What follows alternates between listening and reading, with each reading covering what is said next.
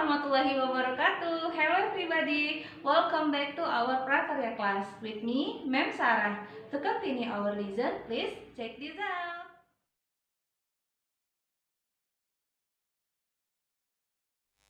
Halo anak-anak, balik lagi pelajaran prakarya kita ya. Oke, materi yang akan kita pelajari hari ini yaitu tentang bab 2, teknologi informasi dan komunikasi atau TIK ya.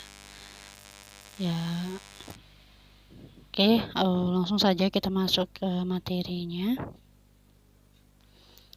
Nah, jadi yang akan kita bahas itu pertama kali adalah sejarahnya ya. Sejarah teknologi informasi dan komunikasi. Nah, kita bahas dulu persatu persatu. Jadi pada periode 3000 sebelum Masehi, nah tulisan pertama kali dari bangsa Sumeria ya, yaitu piktografi. Nah, itu dia bisa menyampaikan informasi. Yang kedua itu adalah periode 2900 sebelum Masehi.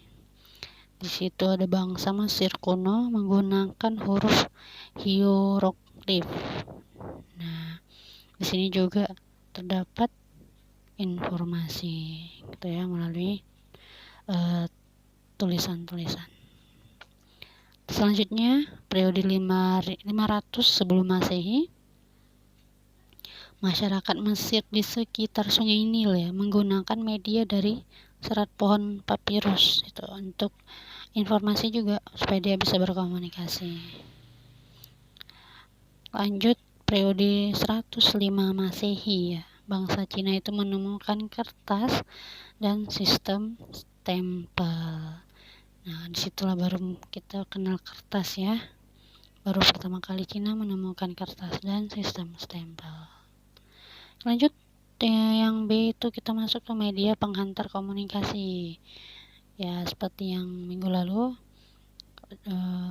penjelasan sedikit dari Ibu. Di situ kita belajar tentang media komunikasi masa lalu, terus ada masa-masa modern gitu. Nah, di sini kita jabarkan satu persatu. Nah, media komunikasi masa lalu atau kuno itu ada yang A ada kentongan atau beduk ya. Alat komunikasi tradisional sejak zaman kerajaan di Nusantara. Yang B itu ada daun lontar, alat komunikasi berupa gambaran daun dan ditulis digunakan untuk surat menyurat antar kerajaan. Yang C itu ada lonceng ya, alat komunikasi sederhana yang digunakan dalam peribadatan beberapa agama di dunia. Yang keempat ya ada burung merpati atau merpati pos, dilatih untuk mengantarkan surat atau pesan. Yang itu ada prasasti, piagam atau dokumen yang ditulis pada bahan keras dan tahan lama. Kita lanjut. Yang F itu ada trompet dari tanduk hewan digunakan sebagai alat komunikasi melalui kegiatan atau sebagai peringatan. Yang G itu ada trompet keong, itu digunakan sebagai penanda perkumpulan atau terjadinya suatu peristiwa. Yang H ada asap ya, digunakan sebagai sinyal mengirimkan berita, tanda bahaya atau darurat, atau sebagai pesan rahasia.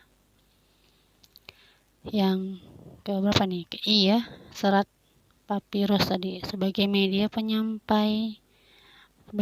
menyampaikan informasi dalam bentuk lembaran.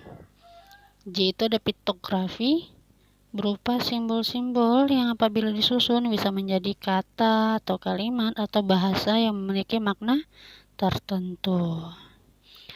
Ya, kita masuk yang bagian kedua yaitu media komunikasi modern. Itu ada surat kabar atau koran, radio, televisi, faksimil, ada komputer gitu lagi ya, dan banyak lagi. Nah, ini ada sedikit kita bahas satu persatu, yaitu surat kabar tadi atau koran. Itu adalah media cetak yang berisi informasi seperti sosial, budaya, hiburan, dan teknologi. Yang B itu ada radio sebagai alat komunikasi yang hanya terdengar suara saja. Jadi menyiarkan berita, musik, dan diskusi. Yang C itu ada televisi sebagai alat penangkap ya, penangkap siaran bersuara dan bergambar. Yang D itu ada faksimil atau fax. Lebih kenal kita, peralatan komunikasi digunakan untuk membuat salinan dokumen yang sama persis dengan aslinya.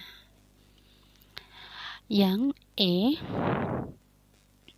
itu ada teleponnya. Nah, telepon itu alat komunikasi yang dapat mengirim pembicaraan melalui listrik. Itu ada handphone, disebut telepon genggam atau seluler ya. Bentuk lebih kecil dan fleksibel, saling berkomunikasi menggunakan sinyal handphone. Ada handy talkie, alat komunikasi menggunakan sinyal frekuensi tertentu sebagai pemancarnya untuk menghubungkan satu dengan yang lain. Ada komputer atau laptop ya. Yang terakhir itu adalah seperangkat alat elektronik yang dipergunakan untuk mengolah data, menghasilkan informasi yang akurat. Oke, sampai sini dulu untuk materi kita hari ini. Assalamualaikum warahmatullahi wabarakatuh.